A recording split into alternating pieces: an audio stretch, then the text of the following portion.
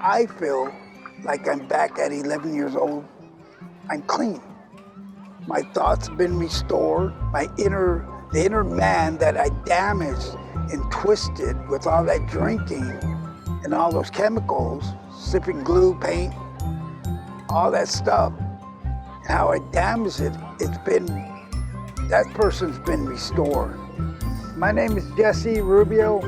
I'm a living miracle, and I am proof that Jesus Christ can restore you. My parents didn't drink. They never had alcohol in the refrigerator, never drank anywhere. My mom was a housewife. My dad done all the work. He was a work. He provided for us what we need. My mom was a little bit overprotective, so I thought that was too much for me at the time. I'm a teenager, so I thought it was too much stress for me. So when I got introduced to pot and drinking, especially drinking, it relaxed me from which I thought was tension. First drink I took, I won't forget it. People say when they first drink a beer, they don't like the taste. I will never forget, I had no problems with the taste of alcohol, none whatsoever. It was me. I go, this is great. I was raised Catholic. I done my communion, catechism, everything Catholic. I went to the priest on confession box. I remember never confessing about my pot and drinking habit to the priest in the confession box. I shared other stuff. So then, of course, they would tell me to do the Hail Mary and all this certain things that I would have to pray and to get forgiven. I knew there had to be something more. So I went to this Catholic church, and I remember walking to each statue and praying to them and telling them where my confusion was. I wanted to get closer to Christ. I just didn't know how. A classmate in high school, we're walking home, she started sharing Christ with me, and I told her at the time, well, I drink and I smoke pot. And she goes, that's okay, he'll take it away. So she invited me to a Bible study.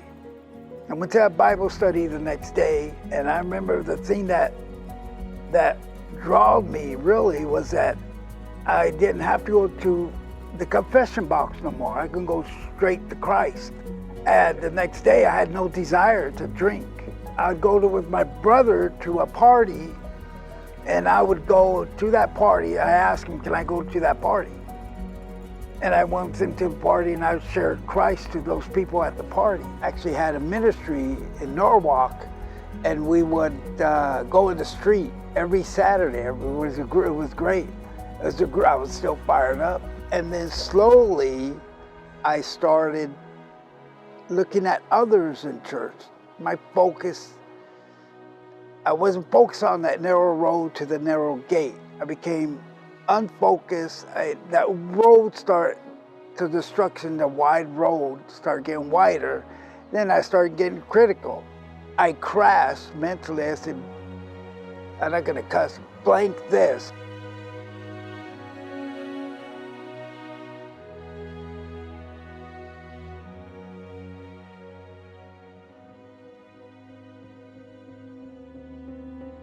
Beer didn't cut it anymore. Wine, none of that stuff cut it anymore. I drank around the clock. That means what I mean by that is I would drink, pass out, get up and start drinking again. And I didn't drink to forget my issues or anything. I did become physically dependent on it. I never thought that was true, but in my case, I did. I would shake, I couldn't hold a cup. I couldn't write my name.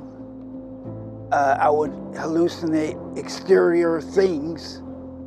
When I would hallucinate in the street, the only antidote was a pint of alcohol and the shakes.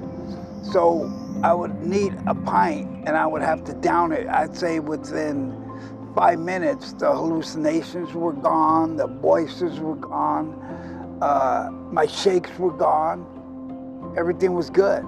I thought I was normal. I thought, okay, good. I'm normal, it's good. This is it. But I was still trapped. I was in county off and on, and I knew what to expect during the whole process of waiting there. The hallucinating, that continued. These things were so strong, even though I knew Christ in the past, I was so deleted. Those thoughts were so deleted. I just remembered telling God, I know you're in me. I know, stuff like that. I know your spirit's in me, but I was so delusional. I couldn't focus on Christ. I would ask other inmates, can you pray for me? I was in there 5 months, 8 days. After all that, I went in county and hallucinating, all that stuff stopped after 3 days. I got out of county. I didn't think, oh God, I can't believe what I went through. Please, thank you for helping me or whatever. I got out and just went back to my old people in the street I hung around with and started drinking again. I was in the street, I would say 12 years, about 12 years. I would go on my own to talk to God. And one day, I actually went into the riverbed by myself and I talked to God and I told him, I'm trapped, there's no way out. I continued my drinking, but that was my surrendering. I didn't know it at the time, but it actually was. Those words, which came with deep in my soul, I was lost. I was on the street, would meet Taro, she would meet me, and we'd talk. I don't know what we'd talk about. I'm sure it was about the drinking and how to come back to Christ, because I knew Christ when I was a teenager. I'm sure that was it. I remember Davo out there. He was a big-time meth addict. I seen his restoration, and Taro would often invite me to church, so I started coming to the Bible study, a men's Bible study. One day, they actually found me on the sidewalk, unresponsive. They had to put me directly into the ICU. I think it was the fourth time I was in the hospital for too much drinking. I was in a coma like for 3 days. And so they told Taro, they told her, you might as well say your last goodbyes because we don't think he's gonna make it. Same thing they told my sister and my 2 brothers at the time. It doesn't look good for him. The first thing, when I opened my eyes and I woke up, I knew why I was in there. The other times I woke up in the hospital, I wanted to hurry up and get out and get a drink. Not because I had problems, I needed that drink. I physically needed that drink. So I got out. That time I woke up and I remember waking up and I knew that that deep-rooted obsession, that craving, whatever it was that was embedded in my soul was now gone. It was till this day, it's gone. It's hard to describe, but because it had never left. But whatever happened to me in that hospital when I was out cold, I don't know what happened, and it's not for me to know. And when I got out of that hospital, I knew I had to start working on myself. So I found the mental health services, went there, forced myself to go to Alcoholics Anonymous. Didn't go to church right away, but then I started going to church at Way Out Ministries, making homeless meals. I still do when I see a homeless person, do my best to be of service to them. So I got a job, I bought a bike. Of course, I didn't have a car, I didn't have a license for 20 years. I got my license back, and it came in the mail. And after 20 years, it felt great, but I didn't have no car. So I saved up enough money and got my first car, which was a 2012 Buick Verano. It was just It was amazing. I always thank God for Christ for the simple things, you know. I sobered up December 25th, 2015. I've been sober 10 years. Terrell shared the scripture with me, and I read it, and it stuck with me like glue. Philippians chapter 1, verse 6. He who has begun a good work in you will complete it until the day in Jesus Christ.